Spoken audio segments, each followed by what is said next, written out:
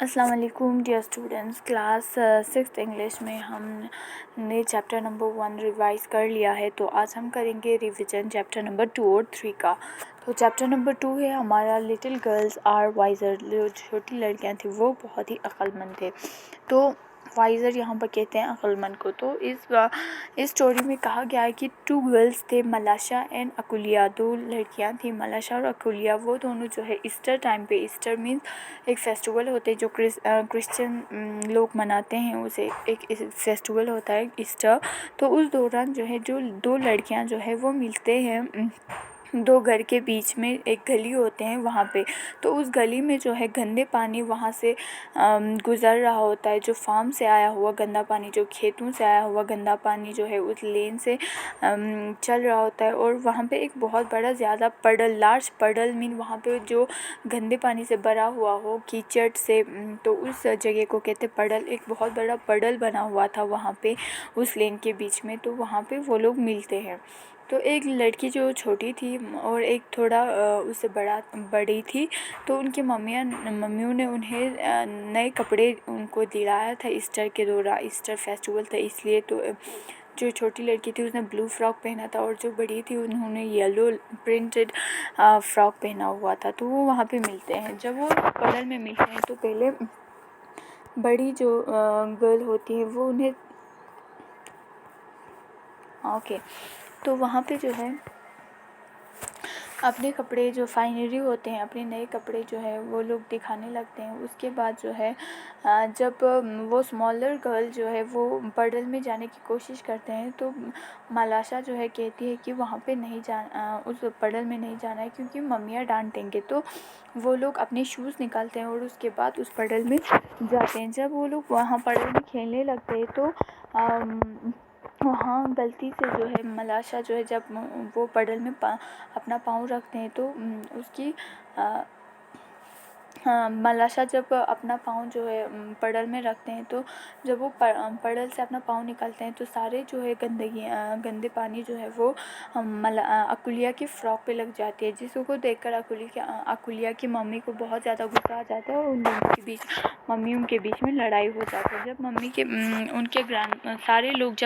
उनके मम्मी के बीच में लड़ाई हो जाती है तो सारे लोग जो है वहाँ जमा हो जाते हैं और उनके ग्रैंडमदर भी आते हैं। ग्रैंडमदर उन्हें काम डाउन करने की बहुत कोशिश करते हैं लेकिन वो लोग झगड़ा करते रहते हैं। इसी दौरान जो है अकुलिया और मलाशा दोनों फिर से फ्रेंड बन जाते हैं और वो आपस में खेलने लगते हैं। उसके बाद वो वहाँ पे जो जमा हुआ होता है वो जो गंदे पानी पडल में, तो वो लोग उस गंदे पानी को वहाँ से एक स्ट्रीम बनाकर वहाँ से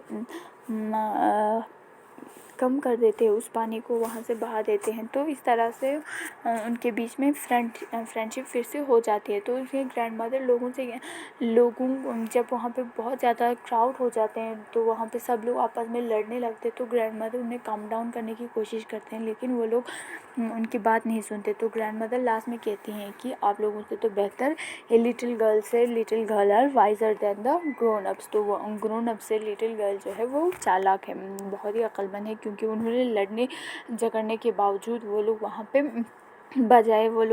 जो पडल गंदे पानी वहाँ जमा हुआ था उनको साफ़ करने लगता है। ठीक है, तो ये स्टोरी यहीं पे ख़त्म हो जाती है।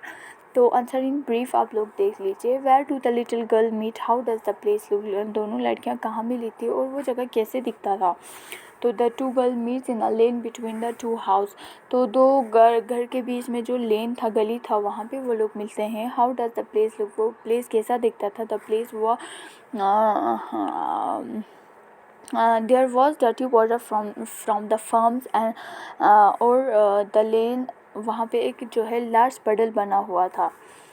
ठीक है। What happen when the main came out of their house. जब लोग जो है घरों से बाहर आ जाते हैं तो वहाँ पे क्या होते हैं, तो वहाँ पे क्राउड जमा हो जाते हैं और वहाँ पे जो है सब लोग शाउट करना शुरू कर देते हैं। What did Akulia grand mother से टू ट्राई। अकुलिया की मदर क्या कहना चाहते हैं और उस भीड़ को काम डाउन करने के लिए वो क्या कहना चाहते हैं। तो अकुलिया की ग्रैंडमदर कहना चाहते हैं कि लड़ने झगड़ने से कुछ भी नहीं होता, and that she wanted to say that little girl are wiser. Then the grown ups, ठीक है। How did the adult feel once they stop fighting, तो एडल्ट को कैसा लगा जब उन्होंने लड़ना झगड़ना बंद कर दिया, तो उन्हें कैसा फील हुआ, उन्हें बहुत ज़्यादा शेम्ड उन्हें फील हुआ, क्योंकि बड़े होकर वो लोग लड़ रहे थे और जो छोटी लड़कियां थी दोनों, वो लोग वहाँ पे उस गंदे पानी को वहाँ से निकालने की कोशिश कर रहे थे, ठीक है। तो इस तरह से आप लोग answer in brief read this line देख लीजिए अपनी कॉपी पे, और आंसर इन डिटेल भी आप लोग देख लीजिएगा। Are the little girl friends of stranger, little जो दोनों लड़कियां थे वो फ्रेंड्स थे या स्ट्रेंजर थे, वो फ्रेंड्स थे। हाउ डू यू नो, क्योंकि वो लोग वहाँ पे साथ में खेल रहे थे तो वो फ्रेंड्स थे, ठीक है। Why did मलाशा mother become so angry, मलाशा की मम्मी को ज़्यादा गुस्सा क्यों आया, क्योंकि अकुलिया ने कहा कि मलाशा ने उसकी जो फ्रॉक है वहाँ पे गंदे पानी जानबूझकर स्प्लैश किया है, इसलिए उसे गुस्सा आया। Describe the game that the two girl played, तो दो लड़कियों ने जो गेम खेला उसके बारे में डिस्क्राइब करना है। तो वो उन लोगों ने क्या किया, पडल में जाकर स्टिक के साथ उन्होंने खेलना शुरू कर दिया, तो ये उनका गेम था। How did Akulia grandmother finally stop the fight, Akulia की ग्रैंड मदर ने उस झगड़े को ख़त्म कैसे किया, जब अकुलिया की ग्रैंड मदर ने उन दो क्राउड को, उन दो लड़कियों जो लिटिल गर्ल्स थे उन्हें दिखाया था कि वो लोग पडल जो है वो साफ़ कर रहे थे, तो इस तरह से झगड़ा जो है वहाँ ख़त्म हो जाते हैं, ठीक है। तो ग्रामर पोर्शन में हमने पढ़ा था कि सेंटेंस के कुछ टाइप पढ़े थे हमने, काइंड ऑफ सेंटेंस। तो सेंटेंस जो है वो कंप्लीट होते हैं जो कैपिटल लेटर से स्टार्ट होते हैं और एंडिंग होता है उसकी फुल स्टॉप से। तो इसी तरह से सेंटेंस में बहुत सारे टाइप्स होते हैं, स्टेटमेंट होते हैं, इंस्ट्रक्शन होते हैं, क्वेश्चन होते हैं और एक्सक्लेमेशन होते हैं। स्टेटमेंट, जब हम कोई बात बोलते हैं, जब हम कोई स्टेटमेंट एक्सप्रेस, कुछ ओपिनियन एक्सप्रेस करते हैं तो उसे स्टेटमेंट कहते हैं। For example, I like to play football on Saturday morning, में सैटरडे मॉर्निंग को फुटबॉल खेलना पसंद करूँगा, तो ये एक just a statement, it's just a statement, तो ये इन्फॉर्मेशन देते हैं हमें, तो ये हुआ स्टेटमेंट। इंस्ट्रक्शन, जब कोई बड़ा हमें इंस्ट्रक्ट करता है, कमांड देता है, ऑर्डर देता है कि ये करने के लिए, उसको कहते हैं हम instruction. Go to bed, for example go to bed now, जब हमारे पेरेंट्स हमें कहते हैं कि जाओ अभी सो जाओ, तो ये इंस्ट्रक्शन जैसा होता है, ठीक है। क्वेश्चन होते हैं, जब कोई हमसे कुछ पूछता है किसी चीज़ के बारे में, उसे कहते हैं क्वेश्चन।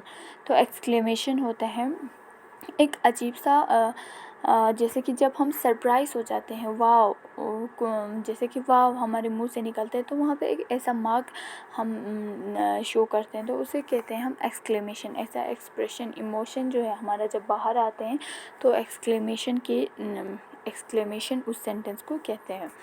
तो इसी तरह से यहाँ पे ये भी हमने कंप्लीट कर लिया था, तो आप लोग ये ए पार्ट जो है वो बुक में से कर लीजिएगा, ठीक है। उसके बाद हम करेंगे chapter number 3, the Canterville ghost. The Canterville ghost लिखा था, एक शॉर्ट स्टोरी था बाय ऑस्कर वाइल्ड ने जिसे लिखा था। तो एक घोस्ट का स्टोरी है जो अलग है दूसरे स्टोरियों से, क्योंकि इस स्टोरी में ज़्यादातर घोस्ट की स्टोरी में लोग जो है घोस्ट से डरते हैं, लेकिन ये एक ऐसा कैंटरविला घोस्ट एक ऐसा स्टोरी है जिसमें जहाँ पे इस स्टोरी में जो कैरेक्टर्स होते हैं वो गोश्त से नहीं डरते हैं। तो गोश्त जो है वो कोशिश करते हैं उन्हें डराने की, लेकिन वो लोग नहीं डरते। तो इस तरह से ये स्टोरी शुरू हो जाते हैं। ये लिखा था ऑस्कर वाइल्ड ने। तो इनके कैरेक्टर होते हैं, लॉर्ड कैंटरविला होते हैं, मिस्टर एंड मिस ऑटिस होते हैं, मिस ओमनी होते हैं, Washington Virginia twins and the ghost. Lord Canterville जो मैंशन कैंटरविला चेस, वहाँ पे कैंटरविला एक बिल्डिंग था, एक मैंशन था, उसका ऑनर था Lord Canterville. Mister and miss Ottis जो है वो एक बहुत ही वेल्दी कपल थे, अमेरिका के एक अमीर कपल थे। मिस ओमनी जो है वो हाउसकीपर थे, कैंटरविला चेस को वो देखने वहाँ पे बैठती थी। और वाशिंगटन जो है वो वाशिंगटन वर्जीनिया ट्विंस, ये सब मिस्टर एंड मिस ऑटिस के जो है फैमिली थे, बच्चे थे, ठीक है। तो ये स्टोरी शुरू होता है जब कैंटरविला चेस ने शुरू होता है ये स्टोरी। तो ये इस स्टोरी में लॉर्ड कैंटरविला जो है वो मिस्टर ऑटिस से कहते हैं कि इस घर को किराए पे देने से पहले वो उन्हें कहते हैं कि इस घर में जो है भूत, यहाँ पे गोस्ट है, गोस्ट के बारे में वो बताते हैं। तो लेकिन मिस्टर ओटिस कहते हैं कि गोस्ट के मिस्टर ओटिस जो है एक ऐसा आदमी होता है जो एक ऐसा पर्सन है जो गोस्ट में बिल्कुल भी बिलीव नहीं करता और वो गोस्ट से डरते भी नहीं है। लेकिन लॉर्ड कैंटरविला जो है वो वहाँ पे एक स्टोरी सुनाने लगते हैं डचेस ऑफ बोल्टन की, जो कहते हैं कि मिस्टर और जहाँ पे डचेस ऑफ बोल्टन जो है उन्हें डचेस ऑफ बोल्टन जो है उसे जो हाउस कीपर थी वहाँ पे, तो उसे वो बहुत ज़्यादा डर गई थी क्योंकि उसे लग रहा था कि उसकी शोल्डर पे किसी ने टच किया है। तो इस तरह से डचेस जो है वो बहुत ही ज़्यादा डर गई थी और उसके बाद उस सदमे से वो बाहर नहीं आई थी, इस तरह से कहते हैं। लेकिन मिस्टर ओटिस कहती है कि मैं इन सब में भरोसा नहीं करता और कोई भी यहाँ पे भूत नहीं होते, तो इस तरह से वो लोग भूत में बिलीव नहीं करता। तो वो कहता है कि हम बहुत ही मॉडर्न कंट्री के हैं और अगर मैं चाहूँ तो इस भूत को भी मैं अपने पैसों से ख़रीद सकता हूँ, इस तरह से वो लॉर्ड कैंटरविला से कहता है। तो लॉर्ड कैंटरविला लास्ट में उन्हें वो कर दे देते हैं। तो सारे जो है Canterville mister and miss Otis के जो सारे फैमिली होते हैं वो सब लाइब्रेरी में होते हैं। तो उन्हें अचानक वहाँ पे जो है कुछ दिखाई देते हैं, जो वहाँ पे फ्लोर पे जो है कुछ ब्लड स्टेन वहाँ पे स्प्लिट हुआ होता है वहाँ पे ब्लड स्टेन वहाँ पे होते हैं, तो वो दिखाई देते हैं। लेकिन मिसेस ओटिस जो है वो डरती नहीं है, वो वहाँ पे जाके उस ब्लड स्टेन को वो अपने कपड़े से रिमूव कर देते हैं। इस तरह से मिस ओमनी जो है जो हाउसकीपर होती है वो देख कर मिस ओमनी एक स्टोरी बताती है कि लेडी एलिनोर जो कैंटरविला का लेडी था, तो उसका मर्डर किया गया था अपने हस्बैंड ने। तो उसके बाद उसके रूह जो है उसकी